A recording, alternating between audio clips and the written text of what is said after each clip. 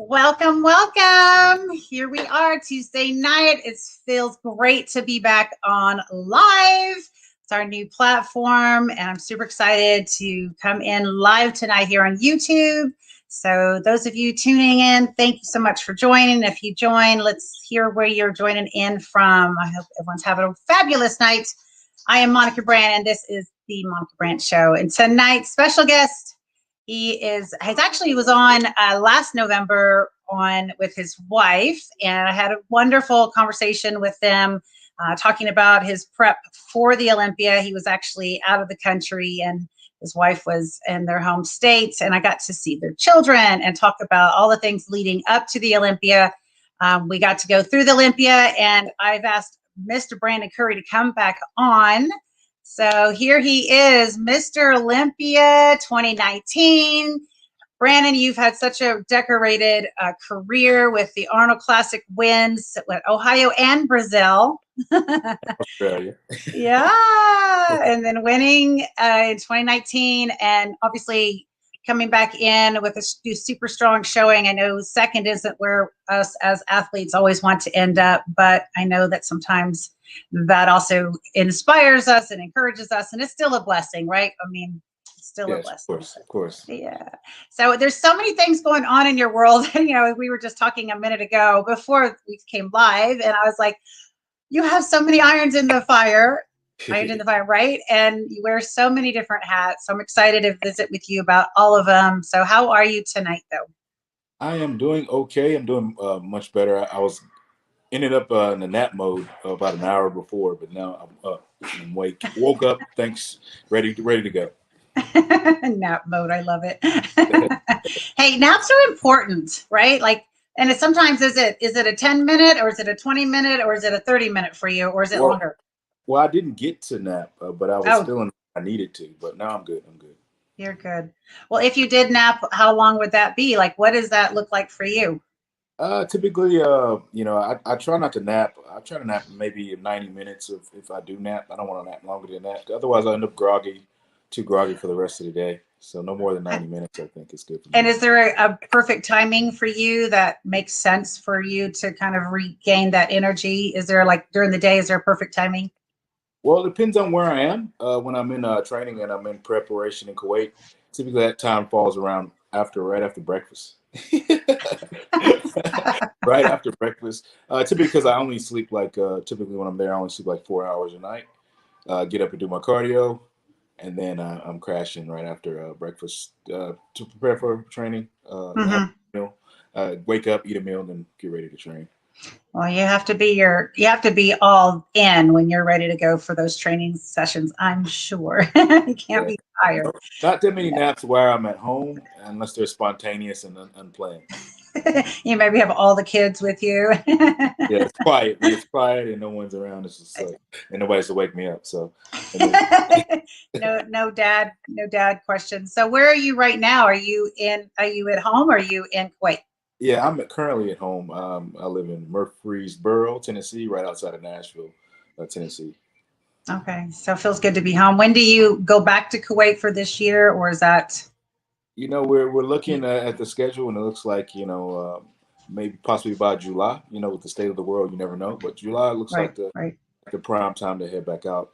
Considering we're only doing the Olympia, we don't know much. We were thinking about doing the Arnold. We heard rumors about September in Arnold, but I think that's going to depend on whether Bob gets to go ahead from Ohio, the state of Ohio, Columbus, Ohio, city of Columbus, because it's they don't know what the status will be by September. So I don't know. He doesn't want to move it out of Columbus. So okay. Well, I've been hearing a little bit, and I'm kind of out of that scene. So I've heard a little bit about the Arnold's being potentially moved. So that's interesting to hear. But they don't want to move it. That's good. That's the last thing I heard. They do not. Okay. I know I saw Bob in Orlando when I was there for the Olympia. I know he was there just to tour the venue and kind of check out the logistics. And I know they were thinking about it, but I don't think they want to go to Florida. So. Well, I hope it gets to stay there. Yeah. Awesome. So how so after the Olympia, how long did you take, or have you taken any downtime? Yes. After Olympia, I was probably I was out of the gym at least over. I was out of gym over a month. I think I came home, rested for a week, and tried to go in one day and do cardio, and then I never went back and just kind of stayed at home and relaxed and recouped. And then I started to move progressively in my training a little bit after a month, just trying to just because I was bored and I don't have any other modes of what we call stress relief, stress management. So I decided I need to go in there and lift some weights so I can, get rid of some of this energy and get some good stress management, but not any goals in mind. Well, I was kind of wondering about that too, because there's so much that goes into getting ready for these shows, and obviously the Olympia is the pinnacle.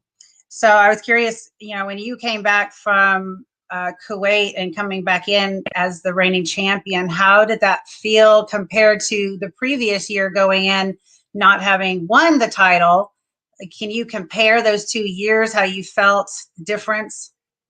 Well, it technically, the industry kind of creates a narrative, especially with the social media these days. Not much of the responsibility of the magazines, and the narrative was for basically Phil Heath to come in and win his a title. And so basically, I still felt like the underdog because everybody was just coming talking about Phil Heath actually coming in and taking the title. So it just kind of pretty much felt the same as normal.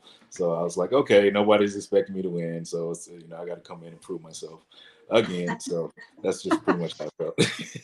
Wow, so most people were thinking Phil was going to take it home. Yeah, most So, people were talking about Phil taking it. I mean, that was just the narrative that was going around strongly within the industry, within the media sources in the industry as well. So. was it hard to transfer from Vegas kind of mindset, and then I know they switched it to Orlando kind of at the last minute. How did that affect you, or did it affect you? Actually, it kind of worked in my favor a little bit. I mean, uh, just being that they switched it 3 weeks out, I decided to come home like a week early and actually come to my gym and train because it was like the gym opened my second gym opened in August, and I was in Kuwait, of course, and I couldn't risk coming back to the United States because I wouldn't probably be allowed a visa and entry back into Kuwait once I left because of the conditions of the pandemic. So I had to stay in the Kuwait and miss my grand opening in August at the gym. So I Skyped in or whatever and talked to everybody that came out and attended the event.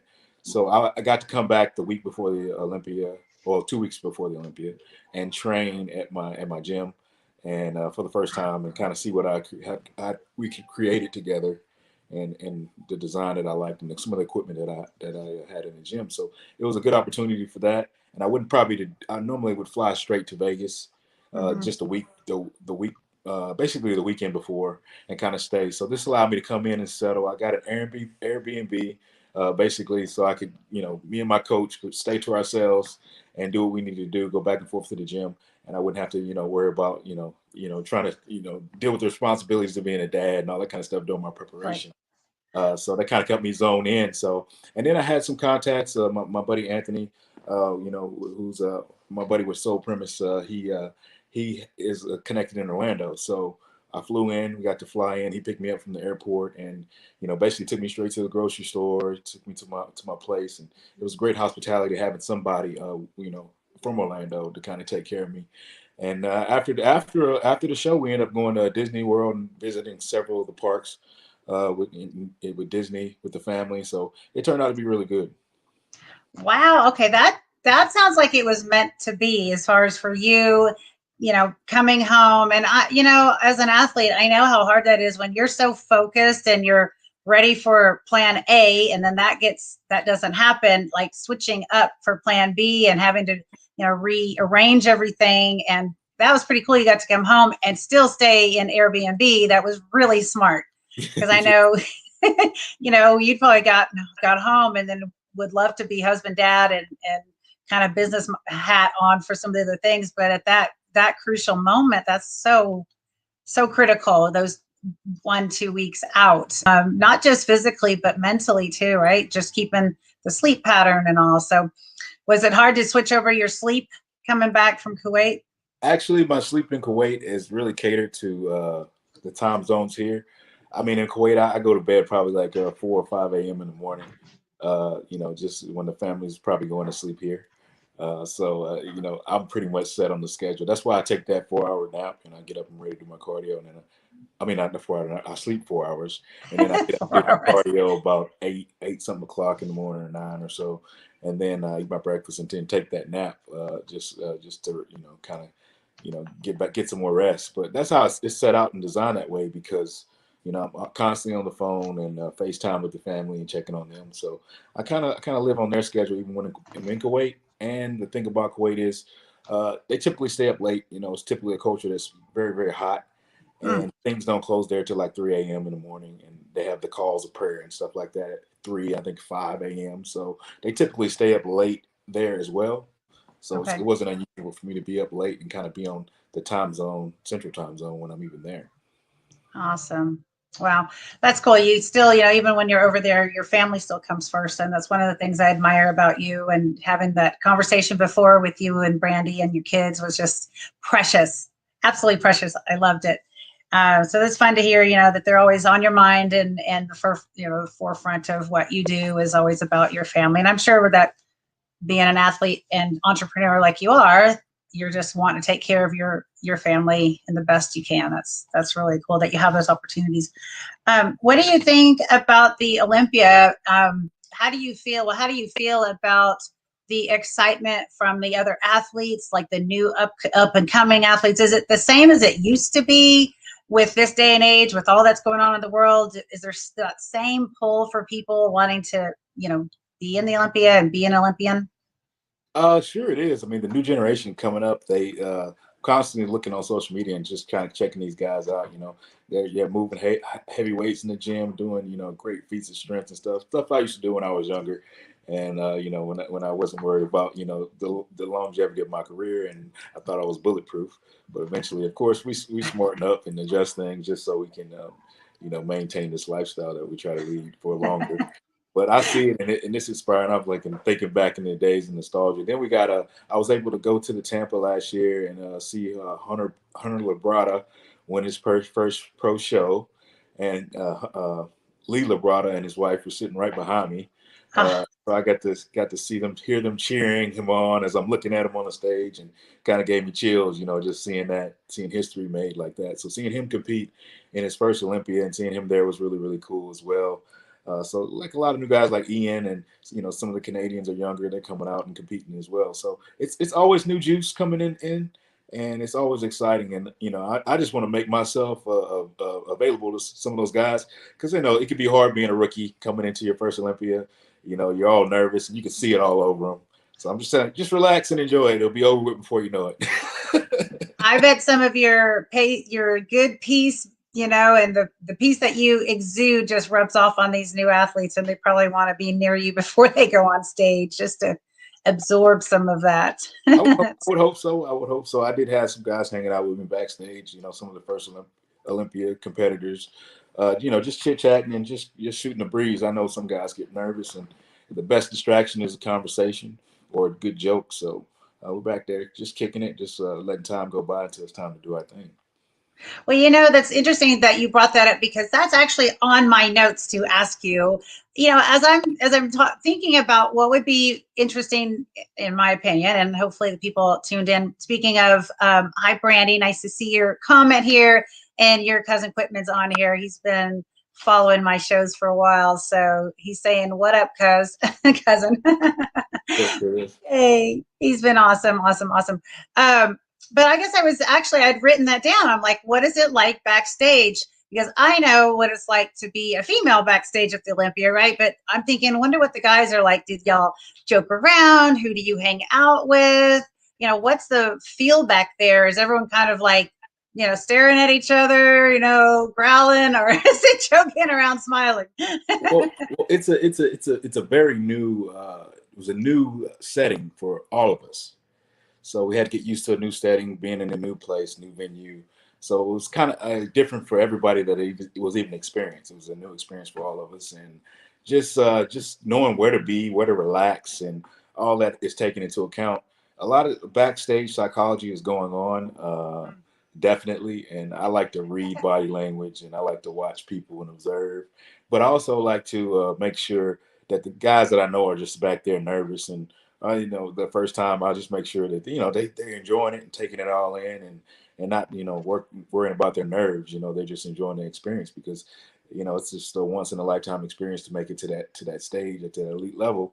So I like to, you know, when I see those guys, you know, kind of pacing around too much, I'm like, man, you got to relax. You know, don't burn it all, you know, all your energy away. Don't get flat back here. And, you know, sometimes I give advice to some guys, like in other classes, like, don't go pumping up too early and all this kind of stuff just because you're nervous and stuff. So it's just really relaxed. But you see some of the personalities coming in, and I try to get a feel for some of the competitors that I know I'm going to be competing against and battling against, and just seeing them come in and watching them and how they're reacting to the media, how they're reacting to other people. It's very interesting to see. And I got some stories that I probably wouldn't tell here, but you'll save them for the guy well, interviews. yes.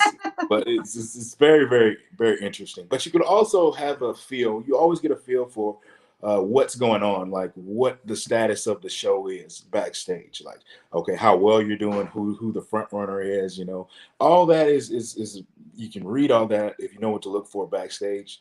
So you know, I pretty much knew after prejudging, or some towards the end of prejudging, that, you know, things were a little bit different. I didn't have that feel. I didn't have that same kind of when you know, the year before. It's like I automatically knew that I pretty much knew I was going to win.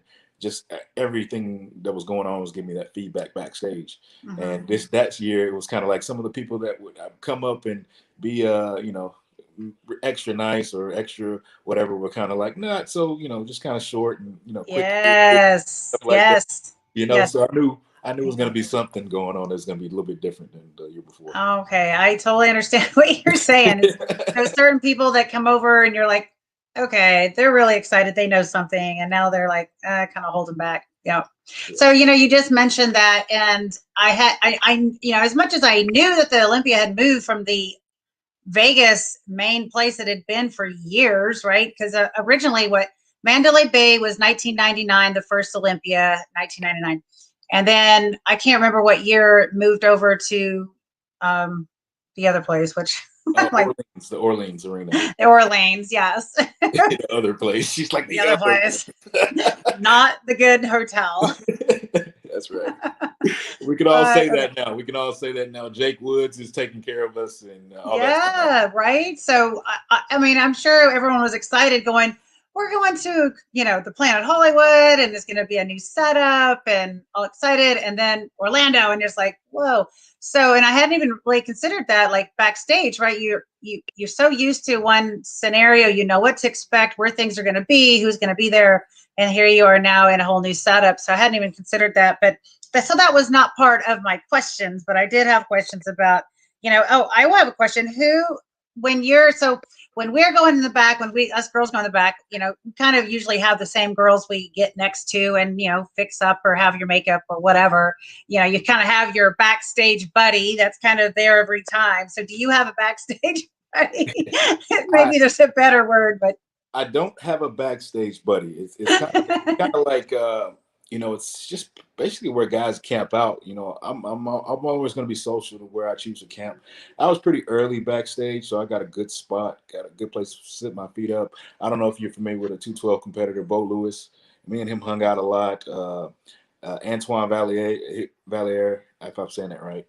He's a Canadian as well. He came and it was his first Olympia, so he was all jubilant and kind of hanging out. So he was probably so freaking excited hanging out with you, Mr. Olympia. You know, like that's just for people coming in, and you know, for you, it's no big deal because you're like, but you know, those new people coming in, right? They're like, this is so cool. I'm at the Olympia and I get to hang out with Mr. Olympia, and you know, your fans, even though they're competitors. It's right. But I mean, all those guys, you know, there's just cool personalities, and you know, I know it was the first time, so you know, it's just like, you know, I want you guys to relax and enjoy it. Of course, you know, some of our rivals like William Bonac and stuff, you know, we always speak, and if we are close to each other, we will hang out and kind of chill, relax together. It's no problem. But you know, the backstage area was so much bigger than it normally is, so everybody was really spread out.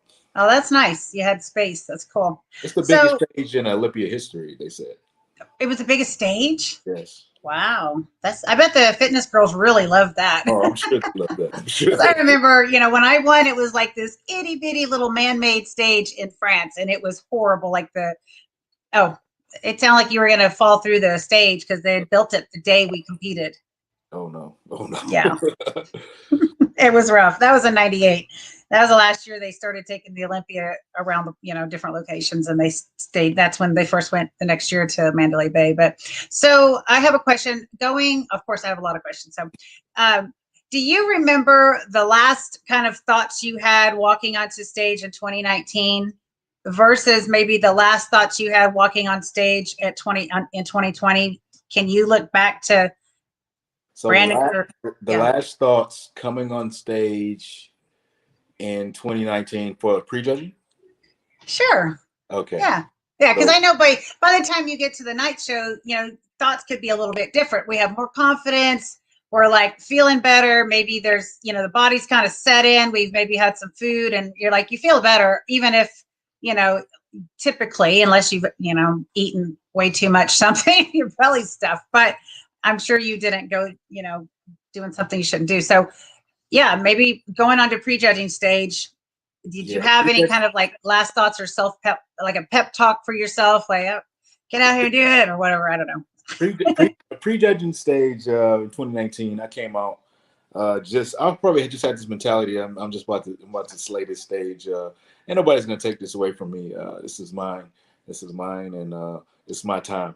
And that's what 2019 was pretty much like.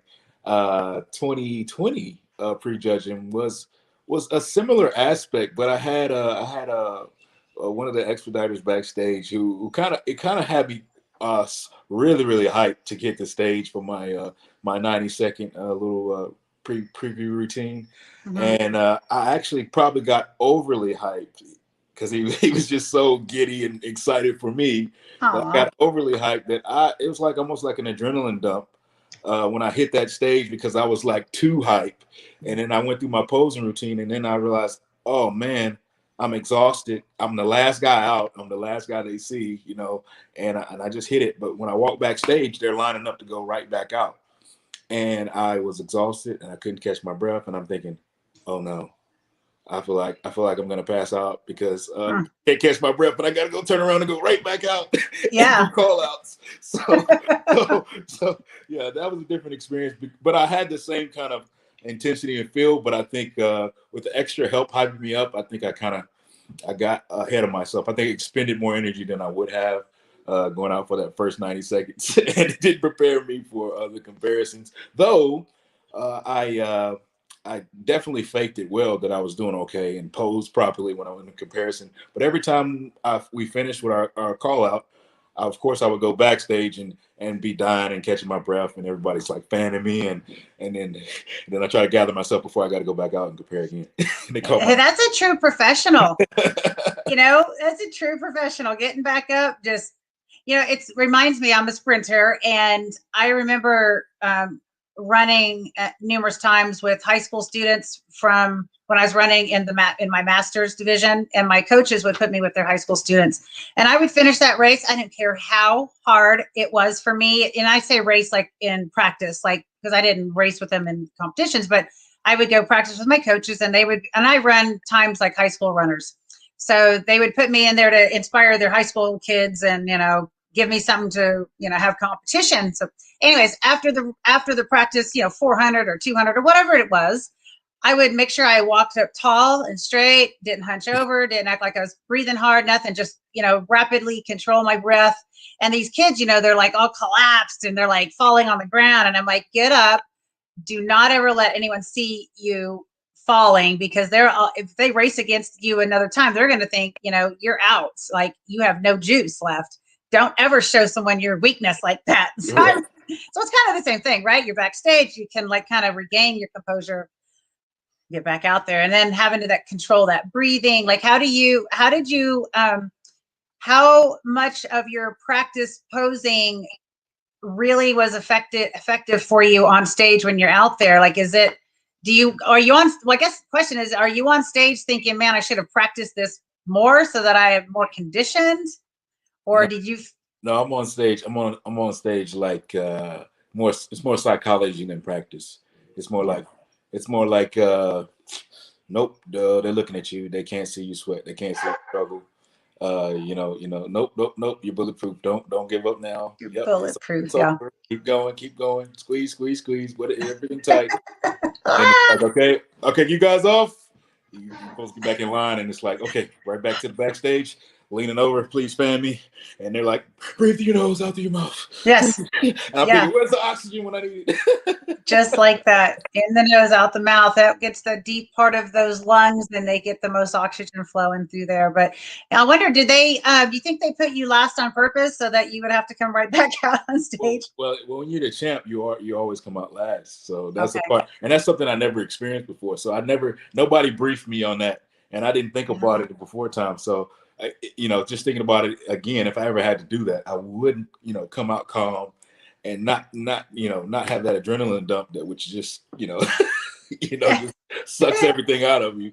So no matter how much you prepare, no matter how much you condition, if you're a fighter, if you're a boxer about to go in the ring for a fight and you have an adrenaline dump, no matter how conditioned you are, it's going to affect everything because you just dumped too much energy and at once and you didn't conserve yourself. So that's kind of how it felt. Wow. Okay. So, and that was 2020. Yeah, that was 2020. Yeah. Wow. So, well, interesting, every time there you are, you look awesome, Brandon. Thank you. Yeah. You've got such a great shape and lines, and of course, smile and everything that complete the package. So very nice. So, when you're on stage and you're posing, how much do you love the posing? Is that something that you actually love, or do you not love it? Because your routines look great. You look like you're having fun. Is that something that you actually enjoy doing? Well, I didn't actually love the posing in the beginning of my bodybuilding journey because I was just a training nut. But the more I fell in love with the sport of bodybuilding itself and the process, the more essential I knew it was to perform. And no, I would say performing wasn't hard or nothing for me, but I think what I didn't essentially have in the beginning was the emotional expression, the feeling in my routine. I could execute everything great, hit the poses, but not necessarily give the audience a feel. Now what what helped me was my wife would typically she would choose tracks for me that she thought kind of related to me or kind of would express me the best. So she would give her opinions, and I would take them with a grain of salt and look for something maybe that I would be more, more me, or something that I would think. But as I would go through the prep and I realized I can't find anything I really, really like to express myself, I'd go back to her suggestion and it would always hit me in the right place.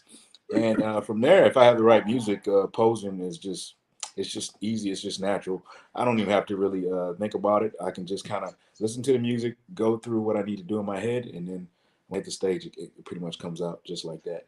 So it's just as long as I can feel it and flows, it comes out naturally, and it's not really like 1, 2, 3, 4, 8 counts, right. all that kind of stuff. It's not like that. Yeah. But it has to feel the music, and then I actually also feed off the crowd. So let's say 2020, what I came out and I noticed that the lighting effect in 2020, when you come out into the entrance, is a big silhouette. It's a shadowy effect. So I told myself, okay, this is great. So this is great. I know the music. I know what I'm going to do. So I said, I know what poses are good for me to do. So basically, I came out and I hit that silhouette instead of coming straight out. Yes. Into the lighting. I hit some poses into the shot because I knew it would be epic just to see some of those silhouettes in that lighting. And that was a big hit before I come out, and the audience was already into it.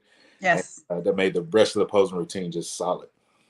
And then you feel that vibe from the audience come in. And I saw that in your routine because I did watch your routine online, and it was like, that was awesome. That was really awesome. I loved that. And just thinking through that, that silhouette, because that's powerful.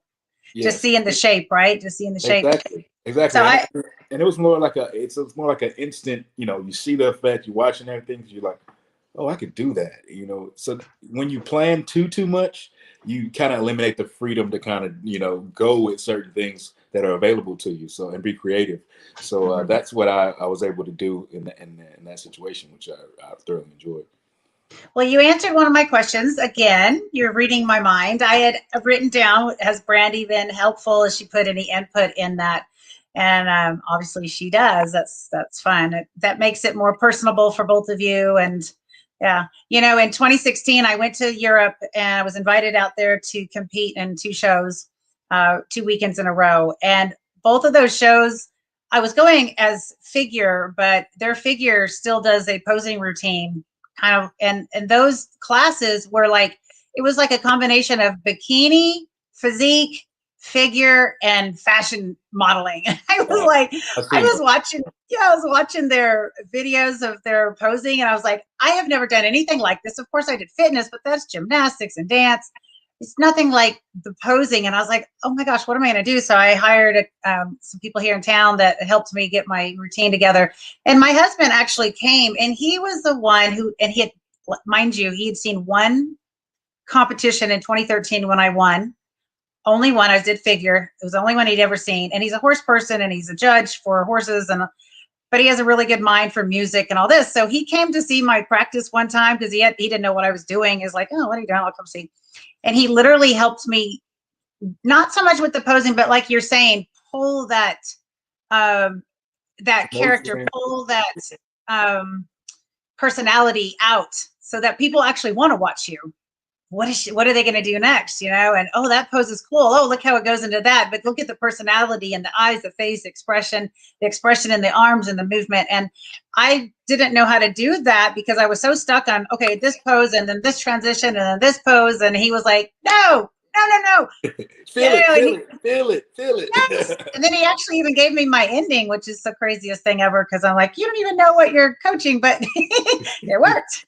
But I think, you know, when you bring your loved one in and they obviously have the right heart about it, and obviously Brandy loves you and, you know, is your biggest cheerleader. So then it works. So that's fun. I think we had a question Claudia brought up on the screen. I'm sorry. Can you see that, Brandon? Can you see the question? Yeah. Okay. Yeah. It's asking me like how much time I spend posing. You know, there we go. Yeah. When you're in preparation, I mean, some people are neurotic like that, and they like to spend a certain amount of time posing. But for me, I'm posing all the time, just simply because my coach is looking at me all the time. So, no, come on, it's because of the mirror, Brandon, right? after training, you know, we're always, you know, he's always, especially on certain days, especially when we have to get he wants to get some images so he can, you know, assess some things.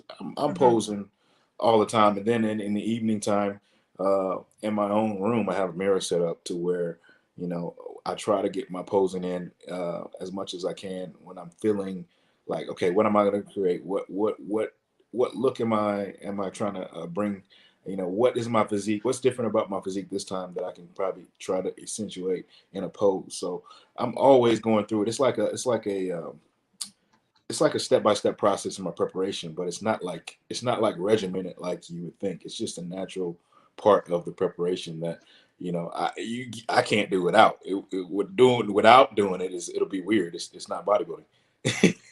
Well, you're also conditioning yourself when you're posing because it's such a hard isometric hold. Like, I mean, just figure posing alone, not to mention when I was doing this other posing for the Europe stuff where I had to do all these mandatory poses, which I had never done before. I was like, that's crazy, but it's so conditioning. Right. So, and at this stage of your career, I mean, you've been doing this for so long, you know, the poses. Now it's really about presenting the routine and putting the icing on it and all the finishing touches. And I guess you're right. You know, I would advise, you know, any new people or beginners in the sport, or people that are, you know, trying to, you know, be better, to put a lot of time into posing because, you know, you got so much you need to work on. But when you've been doing it for so long, posing is just innate to the part of your preparation. And, you know, as your cardiovascular condition increases, and then you're posing after you're exhausted after training, that builds conditioning as well. So it's just you know what to do, and it's just about conditioning yourself for what you need to do. And that's easy when you're focused on what I need to do to win, and you can't win without posing. Did you ever go out to Gold's Gym? You can't win without posing. Did you ever go out to Gold's Gym Venice and use the posing room out there? Yes, I actually have. I didn't know it existed out there, but I've been It was upstairs hidden. back there, and it's a very, very cool, The hidden cool way to door. put yourself. Yeah, definitely. So back in the day, and I'm talking like in the 90s, they had a little room in the second room. So, you walk through the big first room and then you go into the second room, and there's a staircase that went upstairs to where managers have space up there. And I know now they have a whole nother front area where managers are and all that, but the old days. And there's a room under there that they probably use for storage now or something. I don't know. But it used to be the posing room back in the long time ago day in the 90s. And I remember after I trained with Joanne Lee, who was a Olympia female bodybuilder. And she was working with me for my Olympia preps and my show preps anyways. And we would train, like you said, and then you go in the room and you pose. It doesn't matter how tired you are, you go in there and you pose and you get ready, and that is such great conditioning. And, like you said, you start really learning those poses and understanding how to hit them right away. And then you start being able to fine tune over the years and get conditioned. And then when they remodeled, they put that awesome room up the stairs in the very back room. It's like that little staircase to what room is that? And I used to have, when I lived out there, I would ask some of the bodybuilders sometimes to come in and watch my posing and just critique a little bit here or there. So, I was never afraid to ask for those, especially if I was like, maybe I went in to do cardio and I need to go posing. And I was like, hey, can you spend 5 minutes with me just making sure that, I'm hitting these as good as I can. Right. And, for the mandatory kind of on stage quarter turns and stuff. That's another thing to bring up. When you're at Oxygen Gym in Kuwait, it's some of the camel crews out there, and it's a whole crew of people that love the sport of bodybuilding and guys that love the sport. So everybody's trying to see what you're doing, looking at you, and they want to see what you're looking like and how things are going. So you always find yourself posing for other people. They want to see what you look like. The coaches want their opinion to your coach and whatnot. Yeah. It's very much a team effort at times, so that'll keep you posing a lot too. Right. And I've done a lot of coaching for women for getting stage ready, and because I love the whole stage prep and walking on stage is such a big part of it. Because I'm always like, hey, the first thing these judges see is you walking. So even just the walking is important, right? Especially for women in heels. So I used to have my clients come out, and we would go sometimes just into an aerobic room. Lighting is horrible, I know, but you have that space to walk and present yourself. And I would bring people in from the gym, like, come in and watch. And everyone's like nervous at first, and then that was kind of fun. So, but it's a good way to, get comfortable in front of people. So, okay. So going into 2021, you're not doing any other shows, just Olympia this year, or? As far as I know, I did consider doing the Arnold Classic when I heard it was probably going to be in September, but they haven't locked it down with the city of Columbus yet, whether they're going to be able to do it. So I was still up in the air. So right now, some of the Olympias on my mind right now. Okay, and do you have how's your mindset for 2021 Olympia then? Well, 2021 Olympia, of course, you want redemption. Definitely you don't want to go out like that. And I think 2020, so far 2021, they may be missing me. So, I'll be ready to welcome you back to the stage. I love it. To come and challenge for the title again. So, I know Jay Cutler's probably was one of the only. I think he's the only bodybuilder that's lost it and won it. So, I like to pull a Jay Cutler. Shout out to Jay. Okay, well, I just have to say Jay may be the only male, but Linda Murray did it. Oh yeah, yes. To come back and get her 8. You know what? She told me that. She told me that actually when I went out to Arizona to meet at the new headquarters is out there with Wings of Strength. So she actually did tell me that. So I thank you for reminding me. So she was probably encouraging you, going, "Go get it, Brandon. Go get it. Go get it." So I know it's probably hard to say, is Kuwait in or out, or we just kind of you're on in the waiting because you're just not sure with the travel. The plan is to get out there this summer, of course. Yes, definitely get out there and prepare. Depending on what the current statuses are for travel. But I think Kuwait is open back up. They recently shut down. Right now they're going through the Ramadan right now. So yeah, it won't be a lot of moving around. And I think the last 10 days, what I just saw report, they will go back into lockdown. So I won't be going out there anytime before during that around that time. So hopefully by the time I head out, everything will be open. And I think I know an athlete that my coaches from the U.S. He was out there. I think I saw him out there last week. So I know they are letting Americans in at least. I don't know about everybody from everywhere else. Yeah. Hopefully they let you get back in there and not expect a vaccine passport and all of that. Yeah, exactly. You know, crazy stuff. I'm not down with all that kind of stuff. You know, just let me try. Let me have my freedom. Let me free to try. Right. I mean, we've taken care of ourselves a long time. Who needs somebody to tell us what we need and what we don't need? I mean, I'm fine if someone else wants to go do that. That's their own thing, but it should never be mandated like that. So not for us, definitely. I mean, you know, if you don't need something like that that's supposed to be, you know, I guess you say life saving or life protecting, and forced up on you just to live life and do things you would normally do without it. Right. I know, right? I have an assumption that we're on the same page with a lot of all of that. So what I want to do is I've got a lot more great stuff that I kind of want to maybe change the focus a little bit. But I think before I do that, I want to come in with my rapid fire questions for you. So are you ready for these? Because some of them have to do with the Olympia. I think so. Let's see what you Okay. All right, Brandon. What was the first meal after the Olympia was over that you ate? Whoa. You know what? Well, we'll just say, what about after prejudging? Does that count? Hey, sure. Whatever is the first that you would consider your first meal that you were like, I can't wait to eat this. After prejudging, we went straight to McDonald's. I think I had 2 quarter pounders, large fry, and I had a large drink, and I think I had apple pie. You know what? You almost sang the song. You remember the old McDonald's commercial song? Yeah, I do remember that. That's the Big Mac song, right? Can you sing it? 2 all beef patties, special sauce, lettuce, cheese, pickles, onions on a sesame seed bun. I didn't sing it, but that's the way it goes.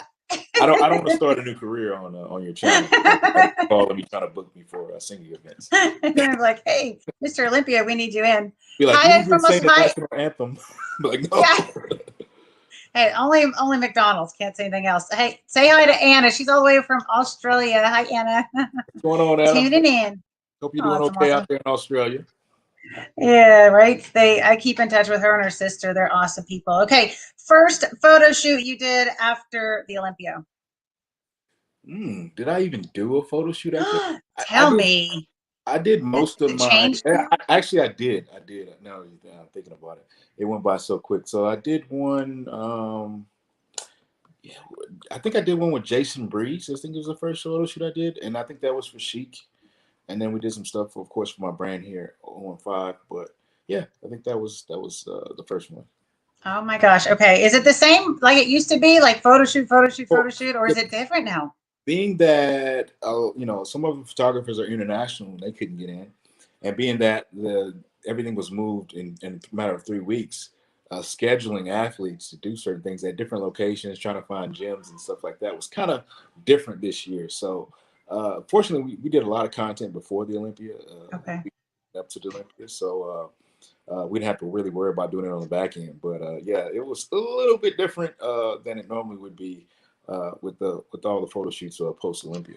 Well, you know, I guess because I haven't competed in a few years. Well, it's 2016, so I haven't even considered like the whole. You're doing so much because of social media now, and that used to not be there, right? It was just magazine stuff, and it was always after the fact, so they could write about it or whatever. So, I mean, there would be the occasional training photo shoot prior to, but okay, that makes sense. And plus, you know, I didn't really shoot with the magazines. You know, everything I did was typically for me or a brand or some of my sponsors that I still have. So yeah, it wasn't. I didn't shoot anything with the magazines at that point. Well, they missed out. Yeah, you know, well, that's fine. You know, you know, Well, maybe it's not like they're cutting big checks anymore. Isn't Flex coming back? I mean, aren't they trying to make some comeback? I think Jake, you know, since he bought the AM, you know, all the rights to all that stuff with when he bought the AMI, when he bought it out from AMI, I think they're doing they have a muscle and fitness area in Arizona where they're going to set that up, and I think they do the flex segment there. So I think they're kind of still building that, as well as their digital muscle media platform there as well. I got a chance to visit, and they got some really good team there. So I think since it's the first year, they're kind of getting their feet wet with all that and kind of building the infrastructure for all that as well. So I think in the coming years, it'll be more and more involved with that. But just this year being such a weird, that year being such a weird COVID year, lockdown year, I don't think nobody was just feeling normal at that point. Right. Hey, about 2 weeks ago, I got to go. Was it 2 weeks ago? Was it last week? Oh gosh, I got to go out to Wings of Strength as well and did an interview with Linda and Alina. It was awesome. Oh yeah, it's awesome. They're great. They're a great team. Yeah. Man. Got to talk to Jake. Great team of ladies out there. You know, Jake's around a good group of women. I got to catch up with Bob Chick. I hadn't seen him in a while. Like I haven't seen him in person. So but it was really fun. It was a short in and out trip. I don't know when it's going to air, but I'm looking forward to having that out. Okay, how late did you sleep your first day to get to sleep in at home? Oh man, well after the Olympia, I didn't go home. I went to Disney World. That's right. So sleeping in for you. we had an funnel cakes and yeah, we had an Airbnb, which was nice. Us and the Lobiner family, which is one of my business partners, Mark Lobiner, we had a little house we rented with a pool, and they have 3 kids, and I have my kids as well. So the kids, they had this big game room, and it was just this big house. They had a lot of fun, and then we went to the parks and did a bunch of fun stuff with them. So I ate a little bit of everything. I think I just was eating nonstop. Did your stomach handle it okay? Oh yeah, pretty much. I mean, I know. I didn't get any edema, so that means I didn't do too much. But that's because you walked it off. Yeah, probably in the parks, right? But sleeping wise, I think I probably, I was probably the last one out of bed probably every morning. That's good for you. You deserved it. First workout after the Olympia consisted of what? Man, first workout after the Olympia. You go back into your gym because you're home, I suppose. And you're in your own gym, and you're like, "What do I do?" I did cardio. Cardio, just a little cardio. I did cardio. I think that if you want to consider that the first workout, but I took off. Sure. I was out of gym a month after I did cardio. So good. Good for you. So maybe I think I did legs the first time in my first workout. Okay, I like it. First dessert after your show, apple pie from McDonald's. yeah. If you talk about after finals, I think. Yep. After finals, let's see. Maybe, I don't even remember. What was it? I know. I had some kind of gummies because somebody brings me those. Gummies? That's my favorite. Yeah. So I'm sure I had some kind of gummies or fruit snacks after. I'm sure that's probably what I want. Yeah, probably so. Okay. Well. Not officially in a dessert that I would think is a dessert, but that's okay. Yeah, I'm not a big dessert guy, so that's okay. Then that makes sense. So, okay, when did you take your first big breath after the show? It's over. After the show, I think when I got to the room. After the show, and I seen all the family and the friends gathered before we were heading to go to the gala. I think when I got there and seen everybody that was supporting me. No, I'll take that back. It was before that. It's actually when I was leaving from backstage, and I was coming from backstage, being escorted out by my buddy Cowie, who made security and stuff for me. And I went there and I ran into the family before we went down the escalator. And I ran into my group of support, and then that's when I took a breath because everybody was there. Yeah, support me there, and it was just like, okay, it's done, and they were, support me, and it just felt good to be done. I didn't accomplish what, and take the title. I did accomplish what I wanted to accomplish, but I didn't take the title, and they were still there to support me and be there for me. So it was great. That's awesome. Did you get a little lump in your throat? Like, are you someone that does that? Like, kind of like that emotional, kind of like. Oh, gotta swallow that, otherwise a tear might come down. Nah, probably not. Not seeing all your family there and your wife, your kids. I'm pretty even keel all the time, but it was a good moment. No lumps in the throat, but it was good to hug my wife and and just, you know, had the kids and everybody around and the team around. It was just good. This just happened around. So that leads me to my next question. How long after the show until you and your beautiful Brandy got to go on a real date where y'all both got to dress up a little bit and just the two of you go on a real date? Well, I don't think we went on a dress up date, but I know we Sure. did. I know Casual. we did breakfast. You know, typically we did drop the kids out from school. I think we did breakfast together. Okay, that's good. But we didn't go out on the town. Typically, I guess, you know, the Nashville scene is like the closest kind of date scene. Mm-hmm. We didn't really do that. We have a couples massage tomorrow, actually. That's awesome. Yeah, you know, thanks. Shout out to my boy Anthony. He's processed with that, actually. But that's great. Did they come into your house or y'all go somewhere? We're going to some place in town. Okay. My wife actually went there, I think, last week or so, 2 weeks ago, maybe for her birthday, and she she went there for her birthday. So we're going back. Nice.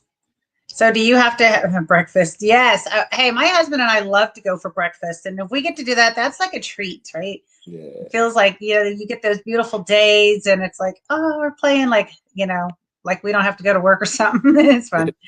It's fun. It's fun. So when you get massaged, and this is not on the question, but when you get a massage, do you have to have two people work on you or can you have one person that can work on you? You know, two people would be nice, but typically it's only one person. Are they sweating by the time they finish? Yeah. I mean, if they did it right, they should be. But if I fall asleep, maybe not. Do they inquire like about your muscle density and size? Like, typically, if I go to somebody that's not that doesn't know me, you're like, by the way. Yeah, I think the last time that happened, I was in Malaysia and we got a Thai massage, and yeah, you should have. It was funny when the lady handed me my robe I had to put on, and it was like, it's not gonna fit. Maybe you tie it around your waist. And me and my wife were across from each other, so we see what's going on. And then she tried to put me in this stretch where she puts her arm around me. She goes, and everybody busts out laughing. She's up on your back stomping with her feet trying to do their foot massage. I'm not a foot massage person, but I'm gonna make it happen. That's funny. Okay, the best compliment you received from one of your children after the show, or your favorite, if you remember any of your kids saying, "That's awesome, Dad," or best compliment that I received, or action that maybe they did, showing you, you know, they're proud of you or inspired or excited about what you just did. I think it was probably what reminds me of this is seeing some pictures. It was I think my son Marv, I remember him you know, always trying to get in close to me in the pictures and pose with me like he's proud to be by his dad, you know. Oh yes. When I see those pictures of post Olympia, I see that and I'm thinking, I see the smile on his face and he's like, I'm with him, you know. That's what I remember probably the most, just from my visual memory. Anything said, maybe not anything I can remember off the top of my head, but my memory is probably not as good as it should be.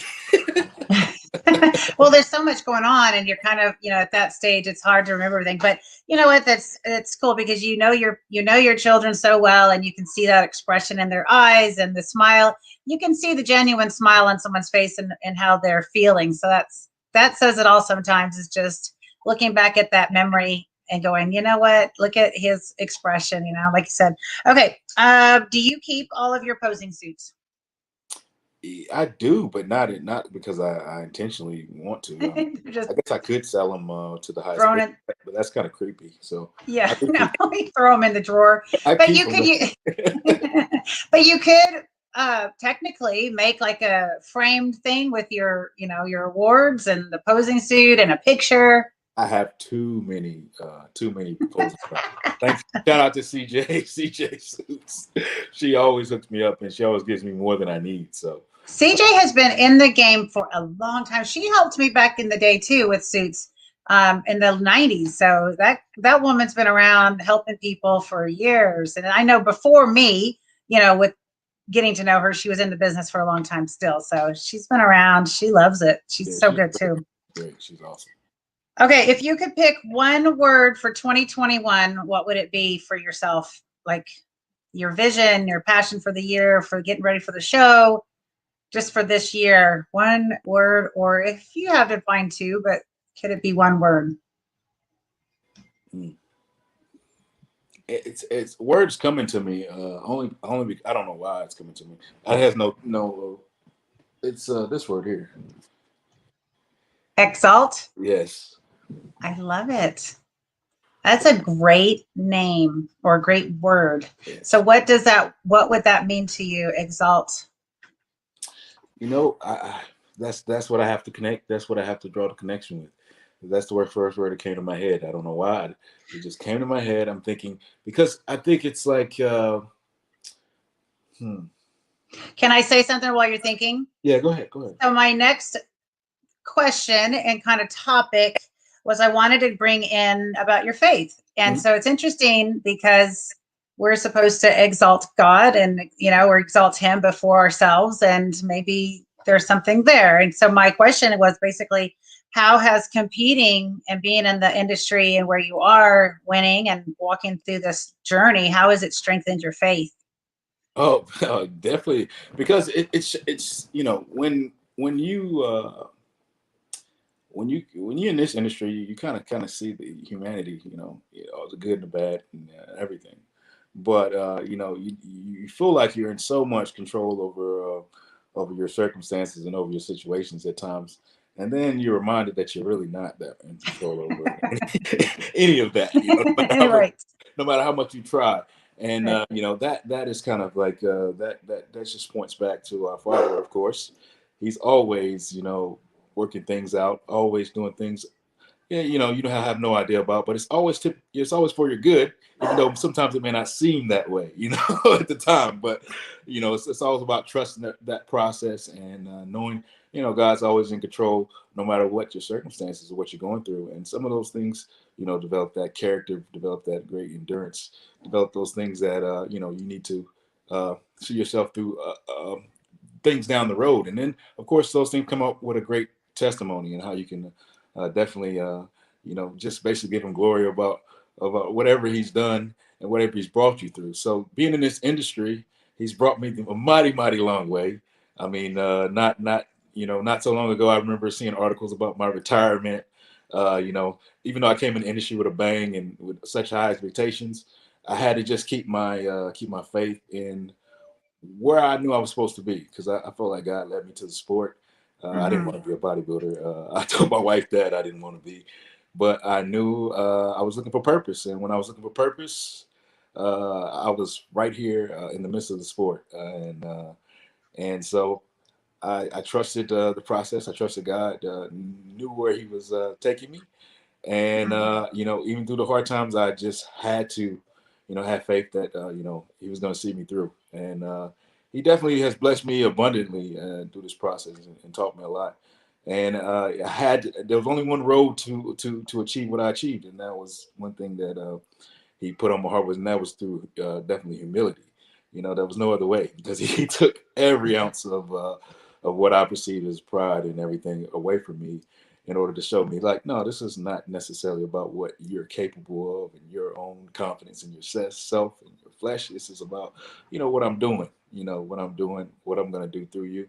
And the example of what I'm going to do through you. So as my body developed, as, my life changed around, circumstances changed, I could just basically look back and see how God had basically, put his hand in everything, and it kind of helped me to be the champion that I am today.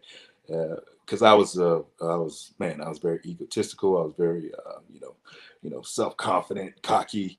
I wasn't the guy I am today. But he slowly worked on me, and he's still working on me because I'm nowhere I'm nowhere near where I need to be or where I should be, but he's always working on me. But I'm trusting the process, and I'm trusting that he's continuing to be faithful to me as I try my best to be faithful to him. So it's just a relationship thing. So this whole industry has helped me build my relationship because it's all about it's been all about faith and trusting God through the whole process, no matter what the circumstances have been. And I've been challenged, challenged a lot, but those challenges only helped me to mature and grow, and learn that I had to trust Him more. Oh my gosh, I just love it. It's like you gave a beautiful testimony there, and you said everything that needed to be said about who you are and how you've been faithful, and God, when He sees the little things, He can give us so much more. So yeah. What a wonderful testimony. I wanted to know too, when you're praying before the Olympia, how do you pray for that? Like, how do you, what is the prayer that Brandon Curry prays before he gets on stage? More than likely, it's always pertaining to whatever God's will be, because I know whatever His will is best for me. So that's what I pray for, and that's in that aspect, I'm never really disappointed, because He's always doing something beyond what I understand, and I've seen it, happen. Even though I didn't win the Olympia, there was a lot of things that God was doing behind the scenes. He was really doing, and that's why I could still be joyful. I could still be a gracious loser, so to speak, and there's still promise on the other side. That He continues to work things out, no matter what the circumstances are. So I wasn't sad. This is one of those things. It's like some people get all frustrated, I used to be that way. When things don't go my way, but sometimes when things don't go your way, they still go your way. Right. It's the unanswered prayers. Sometimes there's a country western song about unanswered prayers. I don't know if you've ever listened to country music, but it's an older song, and it says, "Thanks God for unanswered prayers." Yes, exactly. Yeah. Because sometimes you don't need what you think you want. Right. Well, as you're saying all of this, and then I'm thinking about the word exalt on your supplement there, which I want to hear more about your supplement line too. But that word exalt means to, am I wrong? But doesn't that word mean to lift up? Yes. Lift them up. Yeah, exactly. So everything you're saying right now. That's why it probably come to me, because I if I'll be lifted up, is He's gonna lift me up, and otherwise it's all vanity. So in this vain sport, we have to be grounded in order to maintain our sanity. And so that's I'm so glad I'm grounded, because I would have been lost in this hoopla a long time ago. Lost in the soup? Is that what you just said? I said hoopla, Oh, I said lost in the soup, which would make sense too. I mean, it's a bunch of soup running around the world. I love that, and it's so interesting to me, because before we came on, I was praying, and I was just asking the Lord to use my words and my questions, and you, and to whoever's listening, maybe there's somebody that hears your message and will be inspired by your faith and your persistence in your career, and your being an athlete, and of course Mr. Olympia, but just tuning in and hearing the real meat and potatoes of who Brandon Curry is. So it's interesting to me that I ask you that question and you bring up exalt, and that led right into my next conversation piece that I wanted to talk to you about, is your faith, because that's so important to me too. And I love to be able to hear, especially, having a man that can speak about his faith is really important, especially in this day and age. And as you are a leader, right, in your industry, and even beyond your industry, you're a leader no matter what. People see you and they want to know who you are, what you do, and then they see your beautiful family and your wife, and it's like, who is this man, and why is he so blessed, and why does he have so much? And so people are drawn to that, and here you are exalting the Lord. He's blessing you, and you're sharing your testimony and your faith. So that was one of my questions too, was just about how do you use your platform as a platform to share your faith, I guess. So is it something that you, when you're backstage, do you talk to anyone? Does it ever come up in conversation about your prayer or faith, or trusting God's leadership in your world? Well, God always has a way of working things out in His right time and in the right situation. So it's I'm always hopefully a willing vessel. I would like to be always hopefully a willing vessel for whatever opportunity God chooses to place me in, and to be there, because that's we can do what we decide to do and want to. want to do and think we're, you know, doing exactly what we're supposed to be doing. But nothing is effective without, you know, God's hand. And sometimes, you know, I know a lot of people are turned off and not receptive to some of the you know, people that believe like we believe at times, because sometimes they're just not you know, listening ready to the timing of God and when He has somebody's heart open, you know, and it's their ability, it's in their own ability to be able to bring someone to Christ, or, you know, be able to minister to somebody. It's in their own ability and what they know, what they study. But a lot of times it's just the Holy Spirit is leading you to do these things when it's really effective. So I'm always patient, and I'm always hopefully sensitive enough to know when the time is right to actually share the faith. And other than that, I try to lead by example, but not in the example that I'm perfect in any kind of way. Right. Because I'm a mess just as well as anybody else, but it's my faith that has definitely redeemed me, and His Spirit in me continue to work these things out in me. So, and you know, and that's what I rely on, because, you know, I've relied on myself for a long time, all my life, and all I do is tend to mess things up. Right, all of us. You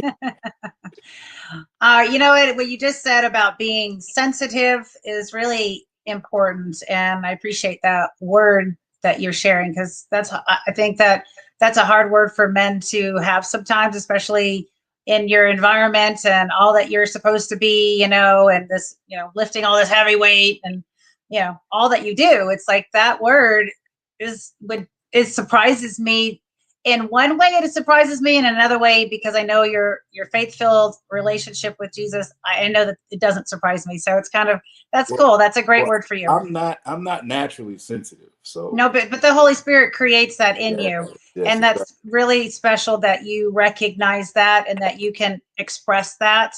And that's awesome. So even, you know, let's say that there's someone that maybe has followed you, maybe you haven't had a chance to really share the gospel with them because the timing and all of that, like you just said, you were sensitive to the timing.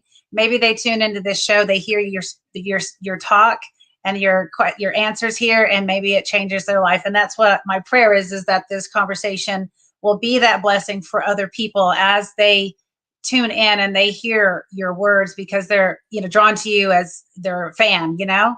And maybe that will change. And I'm not going to say maybe, but it will change. And God's word says that it says in God's word in the scripture that His word does not go void. Yes, and when it is spoken and when it's put out there, it's powerful and it changes hearts and lives and the atmosphere. So I'm excited to hear that. I know that our time's kind of running out here. I had so much more, but I want to let you share on your awesome supplement line. I know you have the bag, the soul premise, yeah. Premise. I almost said that. And I'm like, am I wrong? Yes, with soul premise. Yes, and then you have the 2 gems. Yeah. So not just gems; there are more than gems. So hello, can you? I'm supposed to say hello real quick. Brandy! Yay! Hi, beautiful. Hi. I'm like this, trying to say hi. I know I don't need to do that, but for some reason it felt right to go leaning and say hi.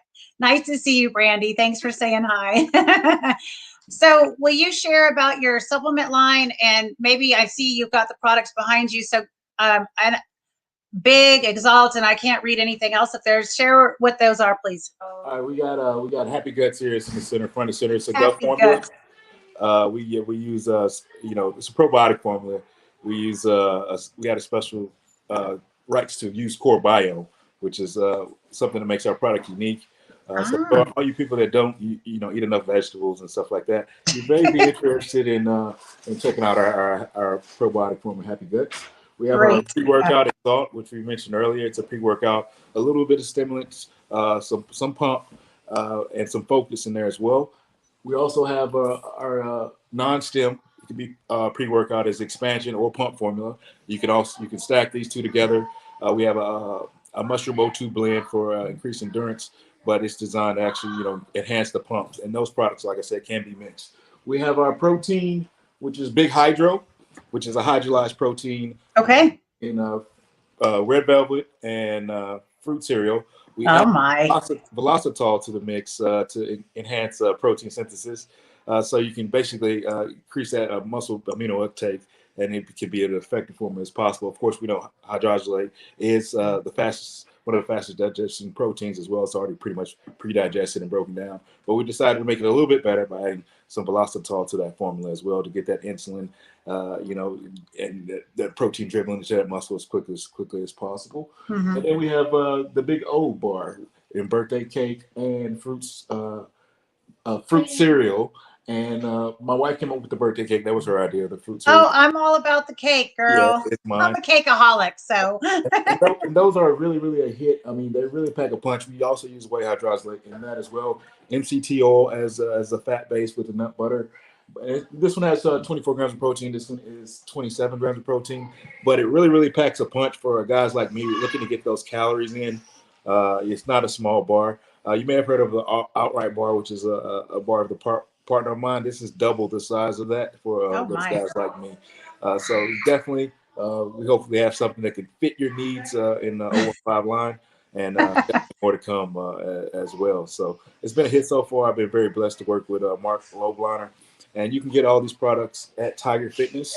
If online is the #1 online retailer. So just look for Tiger Fitness. TigerFitness.com. Yes. Okay. One online retailers. Of course, they're all here in some local stores as well around, but I don't know every single one. Sure, so say the easiest access for you to look it up is TigerFitness.com. And just out of curiosity, are they able to get it on Amazon or just Tiger Fitness? Tiger Fitness is probably going to be your best bet. We're going to we can do some things through Amazon, but you're going to get your best deal with Tiger. I'm happy about that. I'm happy about that. And their shipping is very fast. It's good. Very reliable. Did you come up with the names? Yes, I came up with pretty much. Let's see, I did. Yeah, most of the names I came up with, I think. It's fun. I like it. It shows your personality. Yeah. So the Big O, I think Big Hydro. Maybe that was. I don't know if that was suggested or not. I know I came with the Happy Guts Exalt, and I'm pretty sure. Yeah, expansion. So yeah, I pretty much. That's fun. Brainstorm. We did it. We know it's a team effort, so I kind of forget what I do and what I didn't do. But yeah, it's a whole team effort, and my wife was involved, and Mark and the team and the Tiger Fitness team was involved as well. So so cool. Yes. So yeah, save that word exalt and pray on that and see what God does with that word for you. I love it. And I will be keeping that in prayer for you too. But let's go into your fitness more than a gym centers. My carbon culture. More than a gym. Yeah. Carbon culture, carbon_culture_USA on Instagram, and that's carbonculture-USA.com. I think on the online. I see it right there. That's awesome. But yes, basically we have two gyms. One in Franklin here in Tennessee. That's the first gym we opened. We're going through remodeling of what was once a CrossFit area. That would belong to another. We bought out them, and now we have a place where we run C40 classes, and I think there's four classes right now. It's been a really hit at that facility, and people can come train. We do offer free classes on some weekends, so check out the website and see what we offer there. That's nice. That's nice. Something we're kicking off right now. It's really great. We also have a gym in Murfreesboro, which is where I am now. It's my home gym. It's a little bit different than the Carbon Culture Franklin gym. A lot of this equipment, most of the equipment I have selected. So we have Arsenal, which is Arsenal based in Franklin. And then we have some Prime, Atlantis, Hoist, Roger Pendulum. Basically, I designed a gym for my home, away from home, from when I go to Kuwait, for everything I need. So you go in there and you train, you know that Brandy Curry had his hand in pretty much everything you touch, and he's his own experience training at gyms like Oxygen and other gyms around the world. Wow. Basically what he'd like to have in that gym. So shout out to my partner, Brent Laffey. We come together and we made something great for the community, and hopefully we'll be open down there with our partner down there in Dallas, Steve Kuko, pretty soon. Oh, really? And, yeah. And then I just had him and Amanda on. Yes. Kukla, right? Yes, Steve Kukla. Yeah, I just had them on right before Valentine's. I had them on as a couple. It was fun. Yeah, they'll be part of our team. Hopefully this year we'll get that facility open. Great. It's going to be one of our bigger facilities, and we're going to have probably another one as well this year. So that announcement's coming soon. So hopefully we have two. Oh my gosh! Well, bring one to San Antonio. We need a new gym here. Like a good one, especially where I live. There's hardly anything around here. Yeah, so far it's been a hit, man, and the ladies and the guys, everybody loves the gym. From powerlifters to bodybuilders, we make sure we kind of provide for each other communities. So it's been a great so far. And we have freak nights for all you guys who want to come for free. The first Friday of every month, freak night. Come join us from 6 to 8 o'clock. Did you say freak? Yeah, freak night. Yeah, for all the freaks, for muscle heads, all the freaks that want to be in the gym on a Friday night. Hey, I mean, that's sometimes the best thing to do on Friday night, especially now there's not a whole lot of other places to go that are maybe safe or enjoyable. So that's awesome.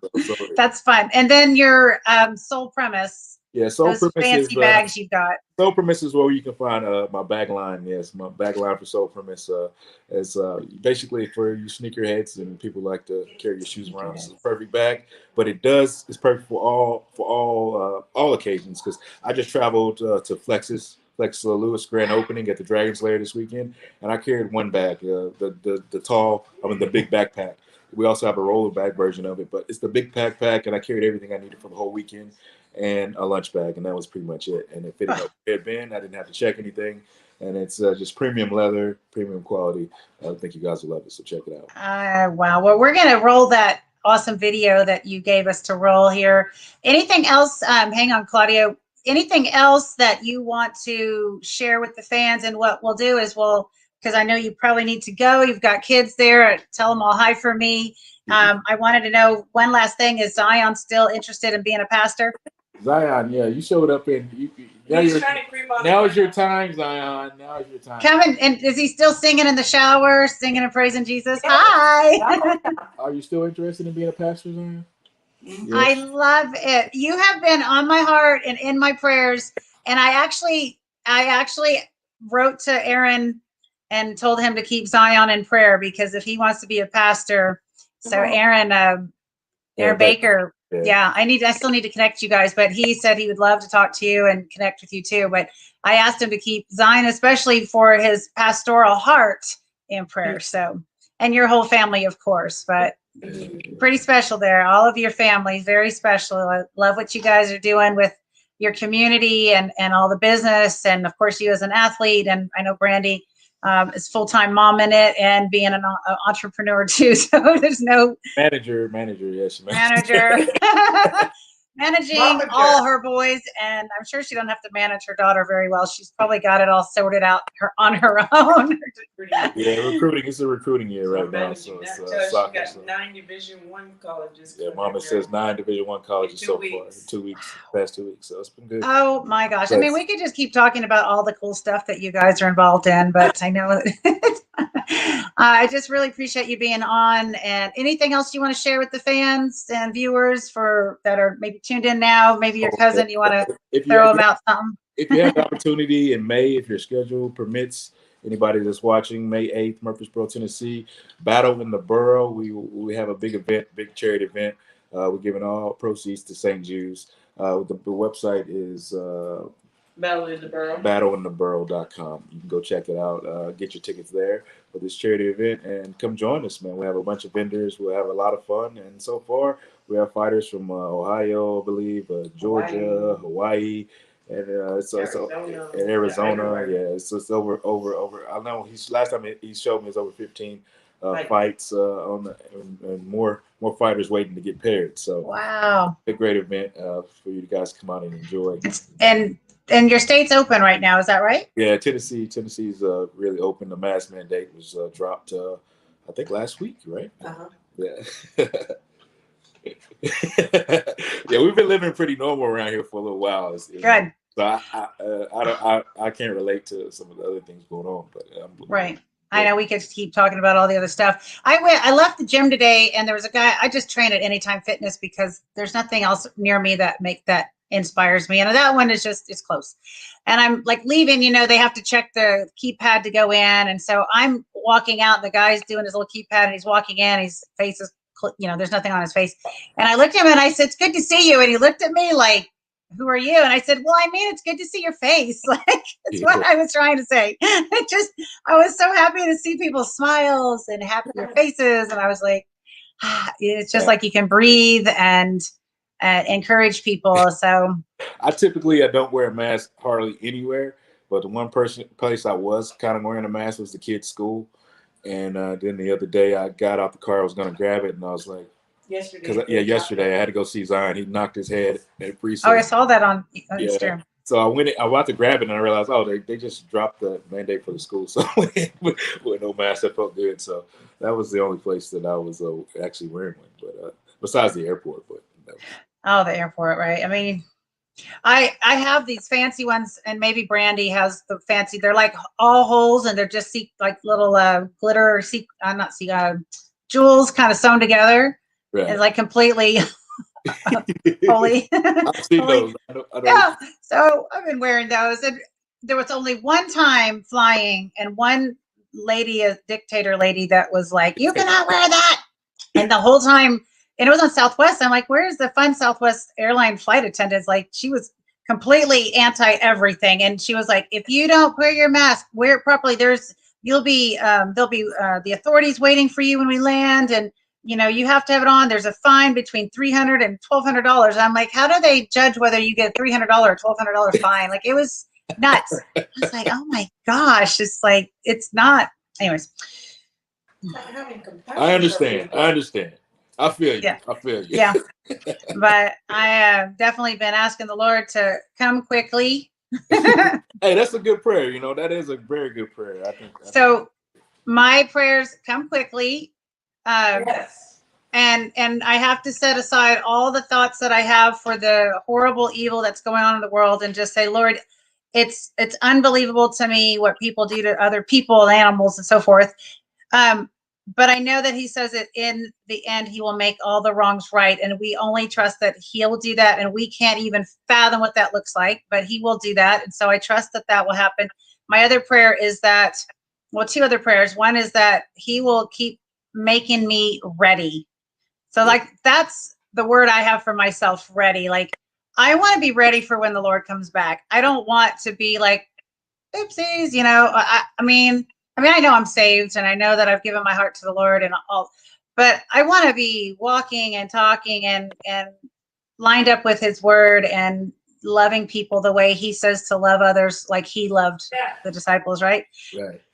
That word ready to me is really important for people. And so that's, and I guess the other prayer I have is I have a heart for Donald Trump, meaning I felt like he did his best to put others first and to do something for this country in a big, mighty way. And he still is. So my prayer was just, Lord, I don't know, really, I don't know him. I don't know anything about him other than what we see.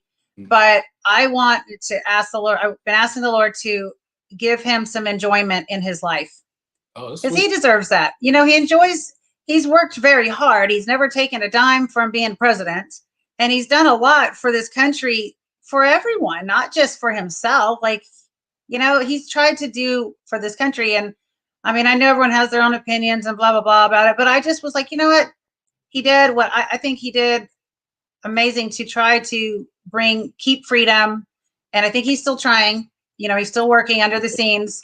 But I just said, Lord, we're supposed to pray for our government. We're supposed to pray for our leaders. And so and of course I pray differently for Biden and that whole thing.